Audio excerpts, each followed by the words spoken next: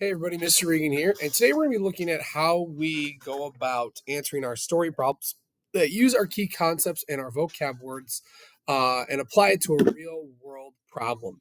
And today we're looking at a diagram of a windmill and a water tank that's connected to some groundwater. And we're looking at the question here with some answers that can help us kind of explain what's going on. So, on a windy day, the windmill will pump enough groundwater to completely fill a tank for the farmer to water their crops.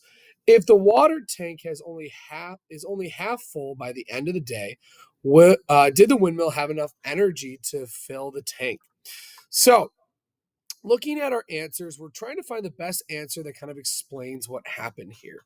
So, option number one is the windmill had energy all day because the tank was had water in it, even if it was not full. Option number two, there's no evidence the windmill did or did not have energy. Option three, when the tank was filling with water, the windmill had energy, but because the tank was only half full, that is evidence that the windmill did not have energy all day. So, thinking about our question, thinking about what we know about our key concepts, take a second to select which answer you feel is best. Pause the video here, and when you're ready, let's talk about what the answer is.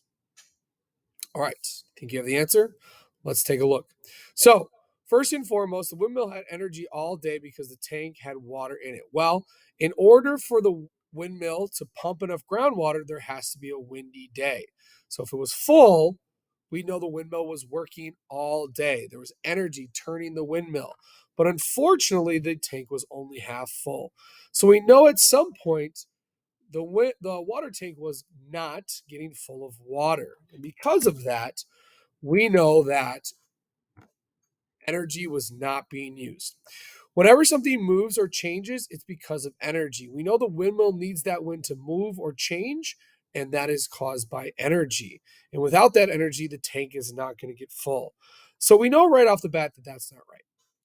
There is no evidence that the windmill did or did not have energy. Well, we know that the water tank was getting full. We know that something caused the windmill to move or change. So we do know that energy was involved at some point. So that leaves option number three as our best answer. When the tank was filling with water, the windmill had energy. And unfortunately, we know that it had some water, so that was caused by energy. But because the tank was only half full, when it wasn't moving, there wasn't energy. So that's our answer. If you have questions, reach out. Otherwise, good luck with the rest.